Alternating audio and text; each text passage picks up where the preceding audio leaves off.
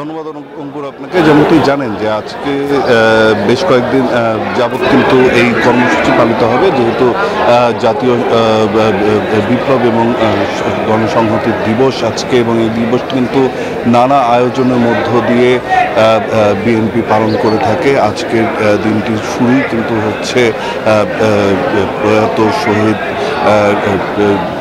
সাবেক রাষ্ট্রপতি জিয়াউর রহমানের মাজারে শ্রদ্ধা অর্পণের মধ্য দিয়ে। এরই মধ্যে কিন্তু বিভিন্ন পর্যায়ের নেতাকর্মীরা, বিভিন্ন অঙ্গ সংগঠন তারা কিন্তু এখানে আসতে শুরু করেছে। একটু যদি আমরা পেছনে দেখাই, এখনও কিন্তু বিভিন্ন রাজনৈতিক দল, বিভিন্ন অঙ্গ সংগঠন বিএনপিরই তারা এখানে এসে উপস্থিত হয়েছেন, এবং এই জিয়ার মাজারে এসে কিন্তু ফুল দিয়ে শ্রদ্ধা জানানোর পরে তার আত্মার মাগফিরাত কামনা করা হচ্ছে।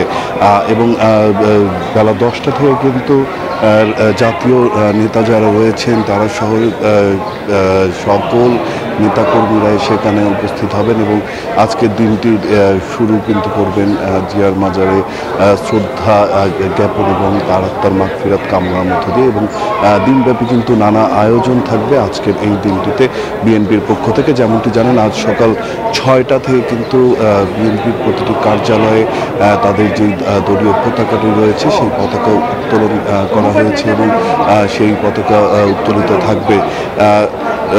দীর্ঘদিন কিন্তু এই দিবসটি আসলে পালন থেকে বঞ্চিত হয়ে এসেছিল বিএনপি। যেই দিবসটি আজকে পালন করতে যাচ্ছেন তারা, গেল 2024 সালের 5 আগস্ট স্বৈরশাসক শেখ হাসিনা পতনের পর থেকে কিন্তু আবারও এই দিবসটি পালিত হচ্ছে, এবং এর আগে নিভৃতে পালন করতে হলো।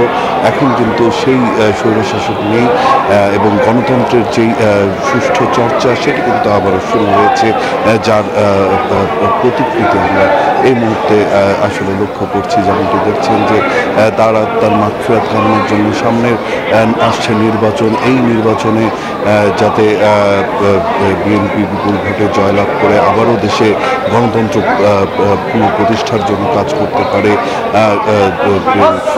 শহীদ প্রয়াত জিয়াউর রহমানের আত্মার মাগফিরাতের পাশাপাশি আল্লাহর কাছে কিন্তু এই দোয়া কামনা করা হচ্ছেন। এবং যেমনটি জানেন যে এর মধ্যে কিন্তু মেডিকেল টেকনোলজিস্ট অ্যাসোসিয়েশনের পক্ষ থেকে ফুল দিয়ে শ্রদ্ধা জ্ঞাপন এবং আত্মার মাগফিরাত কামনা করা হলো। এবং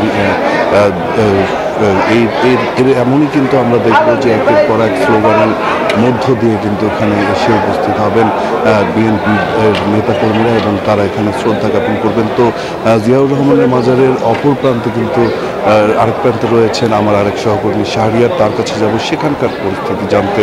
শাহরিয়ার, সেদিকে কি দেখছেন, নেতাকর্মীরা আসছেন কিনা একটু জানাবেন।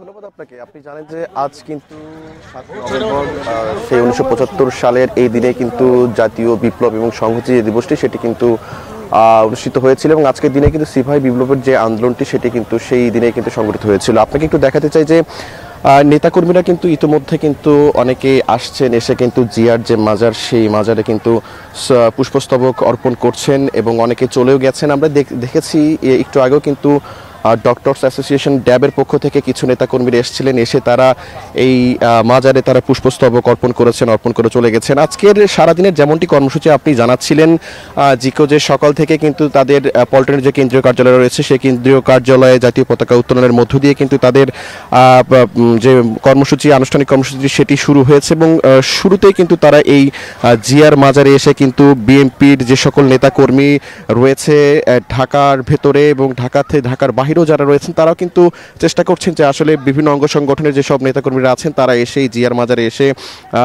পুষ্পস্তবক অর্পণ করে আসলে আজকের যে দিনটি সেই দিনটির আনুষ্ঠানিক যে যাত্রা, শুভযাত্রা সেটি তারা শুরু করছেন।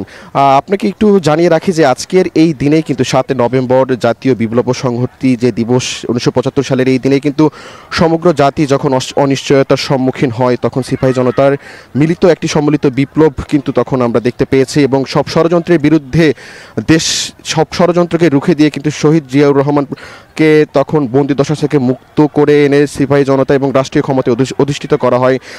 এবং আজকের এই দিনটি কিন্তু বিএনপির কাছে অতি গুরুত্বপূর্ণ একটি দিন এবং তাদের নেতাকর্মীরাও কিন্তু বিগত আওয়ামী লীগ ফ্যাসিস্ট আওয়ামী লীগের আমলে কিন্তু তারা দীর্ঘদিন কিন্তু তারা এই যে আজকের যে কর্মসূচি সেটি কিন্তু তারা পালন করতে পারেনি। তবে তারা আবারও নতুন বাংলাদেশে নতুন স্বাধীনতার যেহেতু স্বাদ বাঙালি গ্রহণ করেছে 2024 গণঅভ্যুত্থানের মধ্য দিয়ে, তো আজকে কিন্তু তারা আবারও কিন্তু এই দিনটি পালন করার সুযোগ পাচ্ছেন এবং তারই ধারাবাহিকতায় কিন্তু দেশব্যাপী বিভিন্ন জেলা উপজেলায় কিন্তু আজকের এই কর্মসূচিটি কিন্তু পালিত হচ্ছে।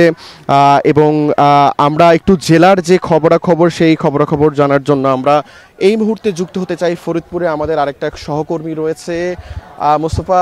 আসলে জানতে চাই মোস্তফা, আসলে কি আয়োজন দেখছেন সেখানে, নেতাকর্মীদের ভিড় কেমন দেখছেন, আসলে কি রয়েছে আসলে আজকের দিনটিকে ঘিরে সেখানে?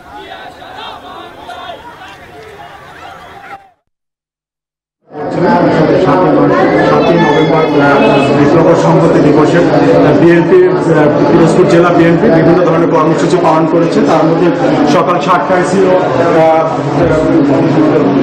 জাতীয়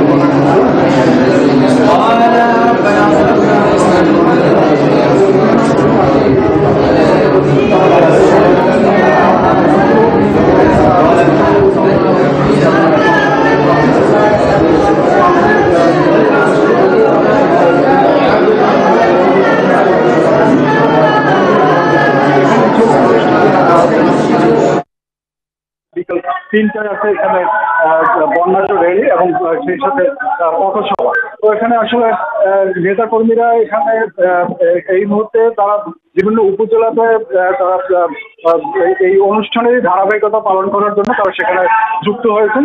দেখুন, আমি এখন আছি বিএনপির জেলা কার্যালয়ে, যেখানে এখন চলছে কোরআন তেলাওয়াত এবং এই কোরআন তেলাওয়াতের পরই দোয়া অনুষ্ঠিত হবে এখানে।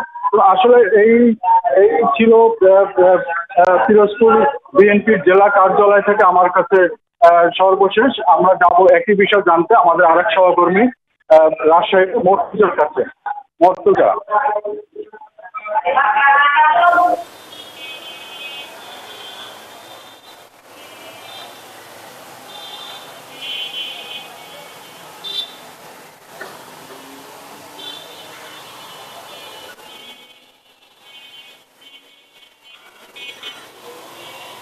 মোস্তফা, সারা দেশের মতো রাজশাহীতেও যথাযোগ্য মর্যাদায় ঐতিহাসিক 7ই নভেম্বর জাতীয় বিপ্লব এবং সংহতি দিবস উদযাপন করা হচ্ছে। সকাল 7টায় মহানগর বিএনপির আয়োজনে দলীয় কার্যালয়ের সামনে জাতীয় এবং দলীয় পতাকা উত্তোলন করা হয়। দিনব্যাপী নানা কর্মসূচি রয়েছে। আমাদের সাথে আছেন রাজশাহী মহানগর বিএনপির সাধারণ সম্পাদক মাহফুজুর রহমান রিটন। আমরা একটু তার কাছ থেকে শুনে নিব যে কি কর্মসূচি রয়েছে। ধন্যবাদ। আমরা সকাল থেকে আপনারা ইতিমধ্যে দেখেছেন পতাকা উত্তোলন জাতীয় দলীয় পতাকার মধ্যে দিয়ে পায়রা উড়ে আমাদের দলীয় কার্যালয়ের সামনে আমরা কর্মসূচি শুরু করেছি। বিকাল 3টায় আমাদের বর্ণাঢ্য র্যালি আছে, বাটার মোড় থেকে শুরু হবে, গিয়ে আলুপট্টিতে শেষ হবে। তারপরে আগামীকালকে আমরা সকালে জাতীয়তাবাদী ছাত্রদল এবং ড্যাবের উদ্যোগে রক্তদান কর্মসূচি আছে। তারপরে যুবদল স্বেচ্ছাসেবক দলের উদ্যোগে চিত্রাঙ্কন প্রতিযোগিতা রয়েছে। তাঁতি দল এবং কৃষক দলের উদ্যোগে আমাদের বৃক্ষরোপণ আছে। পাশাপাশি আমাদের এখানে 2 আসনের যিনি মনোনয়ন সিলেকশন হয়েছেন, আমাদের সাবেক মেয়র সাবেক এমপি মিজানুর রহমান মিনু সাহেবের, তিনারও আমাদের একটা পরিচিত পর্ব রয়েছে এই কর্মসূচিগুলোর মধ্যে।